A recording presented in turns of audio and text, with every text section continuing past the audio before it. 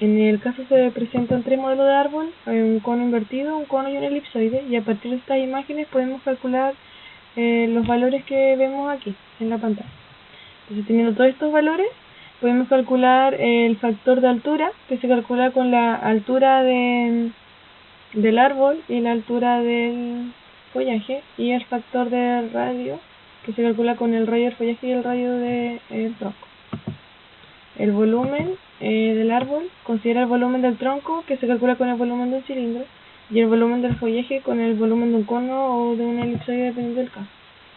La masa se calcula con densidad y volumen, por lo tanto teníamos esos valores para el tronco.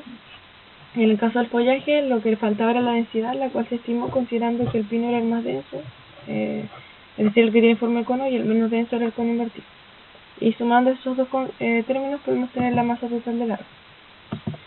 En el caso del centro de masa, tenemos que calcularla para el tronco, que con esta fórmula, el cono era el árbol más alto, por lo tanto su centro de masa del tronco es el mayor.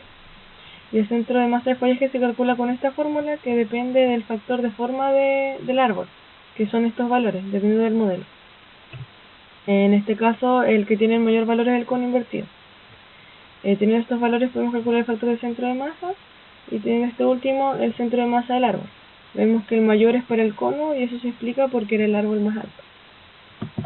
En este caso, el viento generaba una deflexión en el árbol, que genera un pequeño ángulo, pero finalmente lo que generaba el torque era la masa propia del árbol, que pudimos calcular con esta fórmula para ángulos pequeños. Ante eso, reacciona la fibra del árbol comprimiéndose y dilatándose, y eso se puede expresar en lo que es el módulo de elasticidad que despejé con esta fórmula. En este caso, el que me dio un mayor valor fue el elipsoide. Eso quiere indicar que el árbol es más rígido y por lo tanto va a poder generar un menor ángulo, lo cual calzaba con lo que yo estimé acá. Y la raíz reacciona generando una fuerza de adhesión, por lo tanto, con esta fórmula. Por lo tanto, mientras mayor sea la raíz, menos va a ser la fuerza necesaria para combatir ese torque. Bueno, para eliminar la energía, por ejemplo, ante un temporal, el árbol va a pasar energía de lo más grueso, que sería el tronco, a lo más pequeño, que serían las hojas. Entonces podemos calcular la frecuencia de la oscilación al momento de que se va pasando esta energía. Eso se calcula con una frecuencia de referencia, y vemos que es inversamente proporcional al largo de la rama que vamos a medir.